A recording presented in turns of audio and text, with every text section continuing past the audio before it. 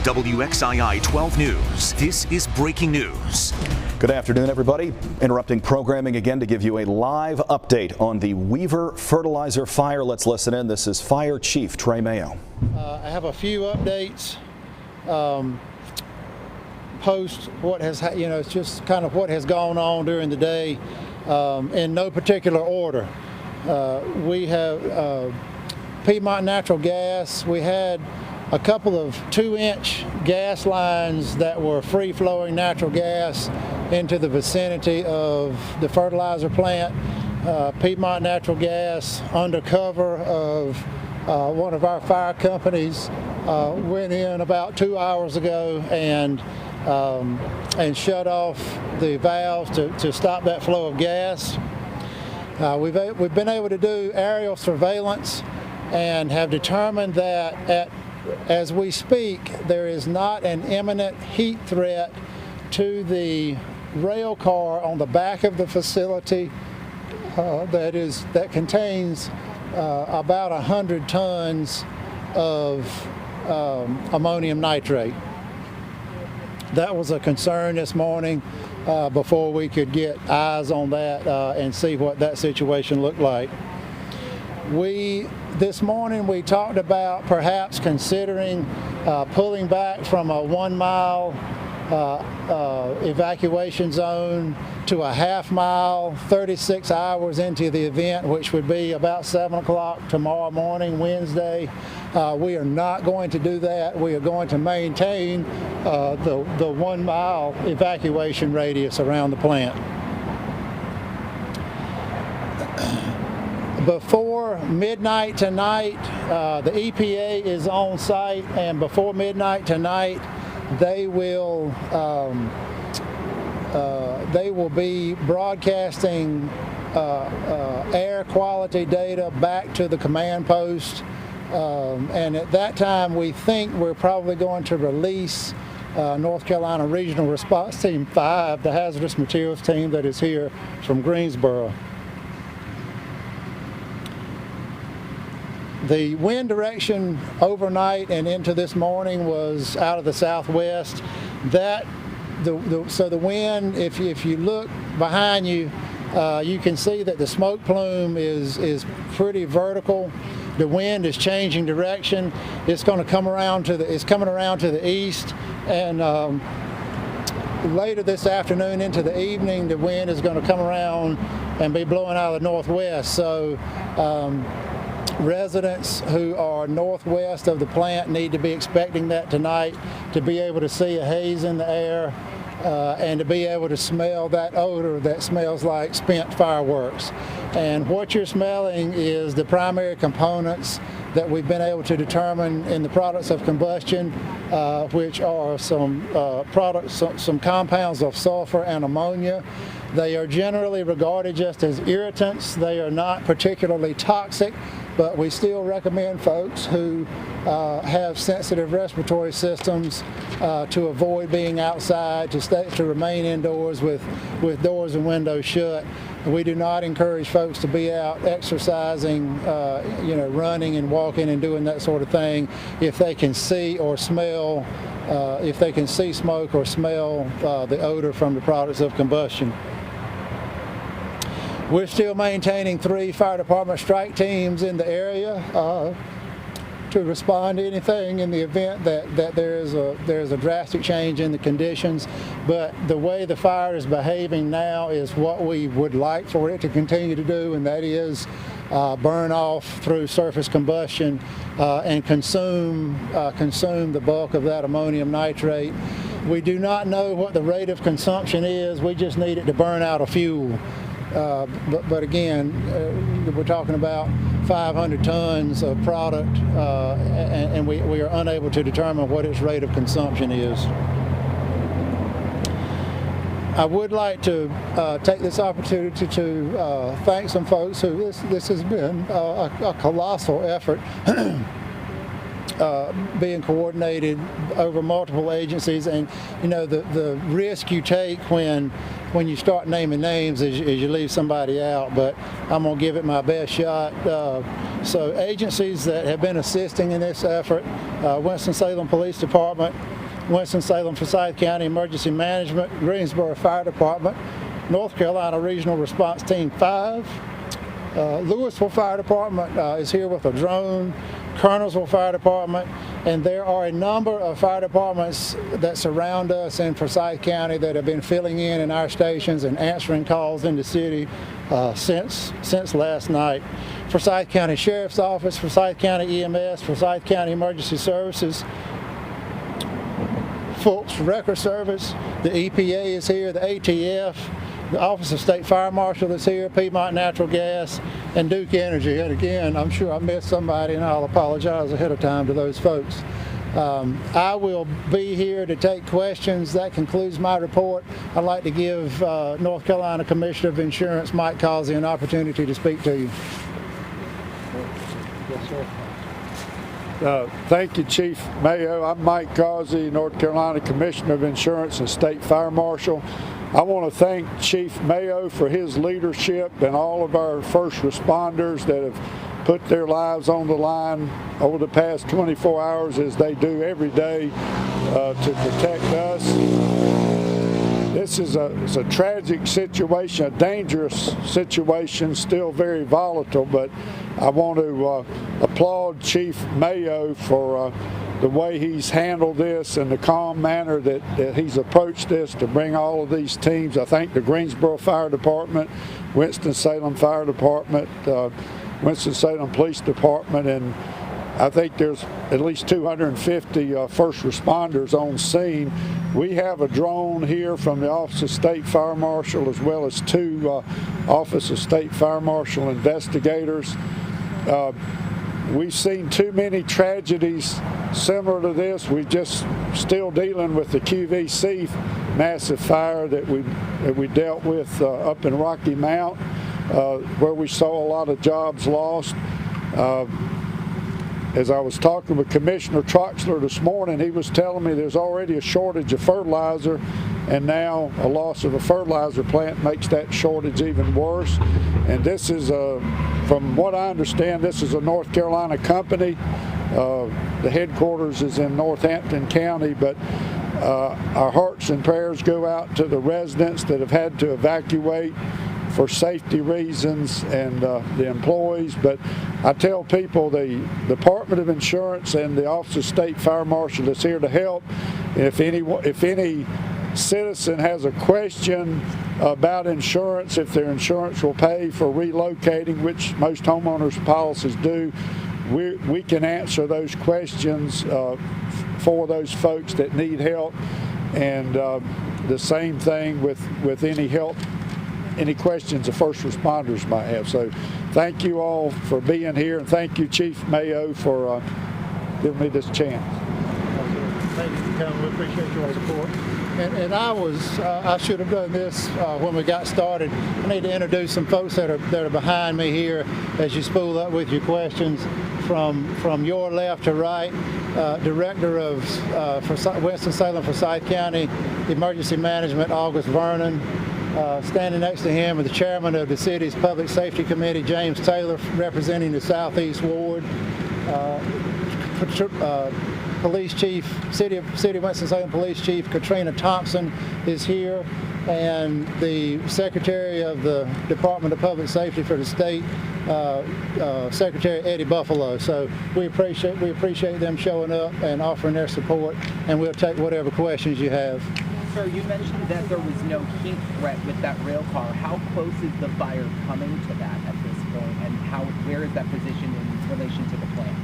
So the question is, how close is the active fire to the rail car that is behind the facility that contains 100 tons of ammonium nitrate? And it's in a distance that would be measured in feet, but the fire is not burning with so much intensity that it is creating a radiant heat threat to that rail car. It's not that the fire is that far away. It's just that the fire is not that big. Has the fire changed in size at all since your last update at 9 o'clock this morning? Yes, so the fire is smaller now than it was at 9 o'clock this morning. A lot of the structural components of the building have been completely consumed, and some of the product has burned off. We just don't know in terms of a solid volume. We don't know how much of the product has been consumed. For the potential of an explosion, is that helpful, and what is that still the 36-hour window you're looking at? The question is about the potential for explosion and the amount of product that is left burning. And yes, a reduced amount of product is favorable for reducing the chance of an explosion, but experts in ammonium nitrate still tell us that we really should not get too comfortable about not having an explosion for a solid 36 hours, which will be 7 a.m. Wednesday morning. But, you know, we will continue to gather information, and that's an estimation based on past experience. That's not something that you can take to the bank. Is that estimation you're going off of to keep people evacuated, like that 36-hour mark, once we know that there's not any more explosion risk, is when people can come back to their homes? My guess right now is that we're probably going to maintain that 1 mile evacuation distance probably for 48 hours. Again, some of these decisions are made based on lack of full information, and that may change, but right now I'm going to stand that we're going to hold at a mile for 48 hours, which will be 7 p.m. Wednesday. Why are the evacuations voluntary and not mandatory? We live in a free country, and it is, you know, we just are, our capacity to force people to leave their homes is limited. I guess my follow-up to that is, to somebody who is still within that 1 mile, you would say what to them before tonight? I would say this is a serious situation. A precedent has been established with the 2013 explosion at the fertilizer plant in West Texas. That explosion killed 15 people and leveled about 150 buildings, and we have at least 3 times as much product on hand here as they had in West Texas. So I don't know how much more compelling I can be to try to make people understand the seriousness of this situation. Somebody who has spent many decades in the fire service texted me earlier and said this is potentially the largest explosion in U.S. history. I don't know. I can't magnify it any more than that. What are the latest nitrous oxide readings? Okay. I'm sorry, Sarah. The latest nitrous oxide readings? The question is, what are the latest nitrous oxide readings? And we are not measuring nitrous oxide in a significant amount at all. The hazardous materials technicians who are here working have determined that the primary components of the products of combustion are sulfates, sulfur compounds, and ammonia. And again, they are generally regarded as irritants. Their toxicity is relatively low. And I wonder, I'm not sure if you're the right person, if there's someone from the city that might be able to speak to this, but we're hearing that there's no transportation within that 1 mile zone, and that's leaving some people, you know, without a way to maybe get to the evacuation/shelter site or get to another place. Is there anyone that can maybe speak on that? Is there any city transportation that might be available if there's still someone that's within a mile of the place? The question is about public transportation out of the evacuation zone, and I'm going to ask Director Vernon to answer that question. Good afternoon, August Vernon, Director at Winston-Salem Forsyth County Office of Emergency Management. And what was the question? Yes, so we're hearing from some people that they are within that 1 mile zone and they would like to leave, but they don't have transportation. They rely on public transportation. They haven't seen any buses, don't know if they're running. Is there any public transportation within that zone or anything being made available outside of the normal routes to get people out of there if they want to leave? Yes, absolutely. So last night, in any situation like this, you always ask that the public, especially now in the midst of COVID, that we ask people to use friends or family. Also, in this evacuation, a lot of the citizens in this area don't have a vehicle, so at their own risk, if family members or friends want to go get someone. Apparently a message went out yesterday that we weren't allowing that. We are allowing people to go in and get their loved ones and get them out. We've used the police department to move individuals. We also had the fire department going through the areas and asking for those that needed rides, and WISTA is providing that under unique circumstances. So what we would ask right now is the public, if you still want to leave the area, again, we would first ask that you use friends or family. And number two, you can reach out to the city of Winston-Salem CityLink for additional information on that.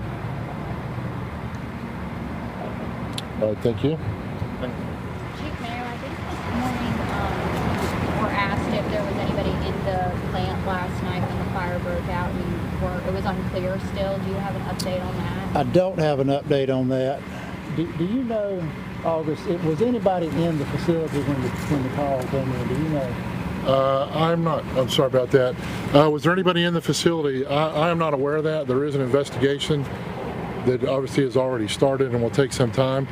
That is being conducted at a different site from here, using different personnel, different agencies. We know it's happening, so I don't think we really know the answers to that right now. Is the fertilizer plant usually up and running at that hour, around the 7 o'clock time frame? I don't have the answer whether or not they were up and running at that time of night. Do we know if the company has had trouble reaching any of its employees? From a response standpoint, we're not aware. The question is, are we aware of any missing employees? We are not aware of anything like that. We have had representatives from the company here on site at the command post and are in constant communications with them. So we're not aware of anything like that, and we've not heard from anyone calling in about a missing friend or family member. So the company, you're working with the company, but they're unable to say whether there were employees in the building at the time? I'm not aware of that question. I've not been part of that conversation, but obviously that came up last night during the initial response. That would come up with any type of fire, and it's not been a concern. Chief, I know you mentioned that the fire has gotten smaller in size. You also talked about the wind kind of changing direction. Are we thinking that this is on a downward trajectory from here, or is it possible that it flares back up because of the wind situation? The question is about the size of the fire and will it continue to diminish, or is there a chance for it to flare up? And the answer is ammonium nitrate is somewhat unpredictable. It has a history of kind of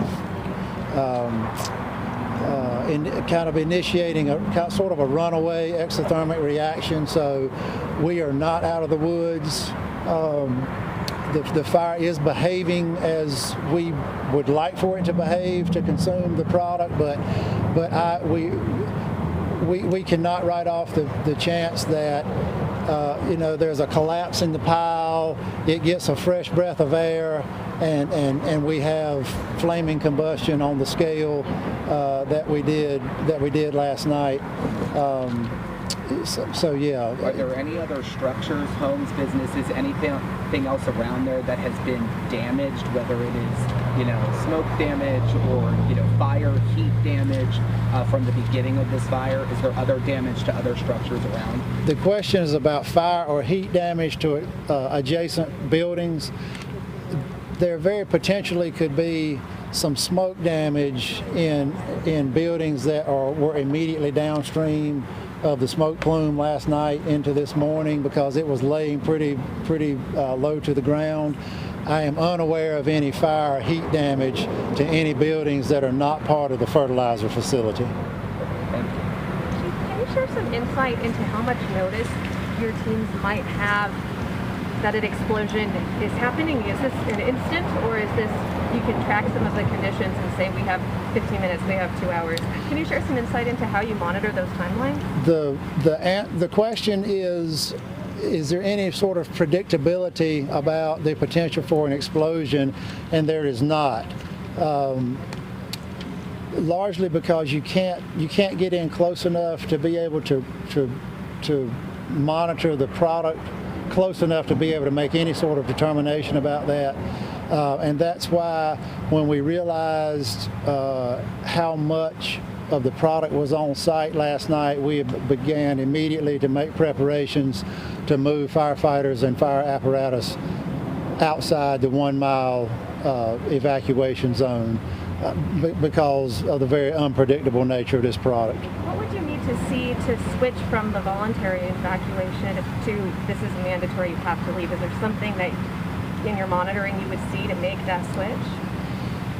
That would have to be a decision made at a high level involving elected leaders with legal counsel.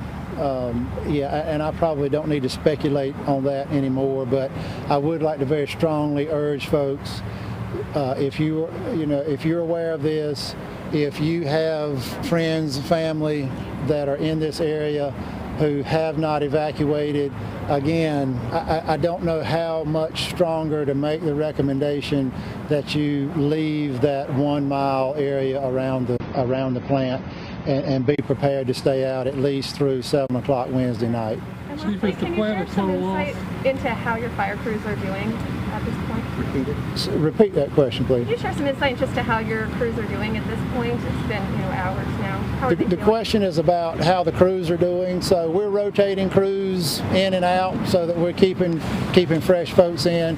So again, the request for service came in about 7 o'clock last night. We rotated crews throughout the night.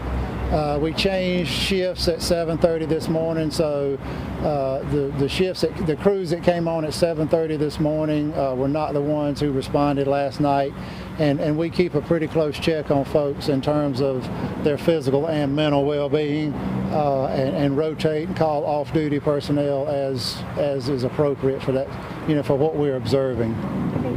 John? Again, do you have the estimated damage to the plant, or is it a total loss? I can't speak intelligently about either one of those things. I don't know what the value is, and we don't know what the loss will be until we can get the fire completely extinguished and plant representatives can go in and assess the damage, and that may be days. And then with the quick response and the high volume of crews that were on the scene so quickly, do you think that helped from making the scene turn even worse and helped it from not getting that bad? The question is about our response time and the resulting limit of damage due to getting crews on scene quickly, and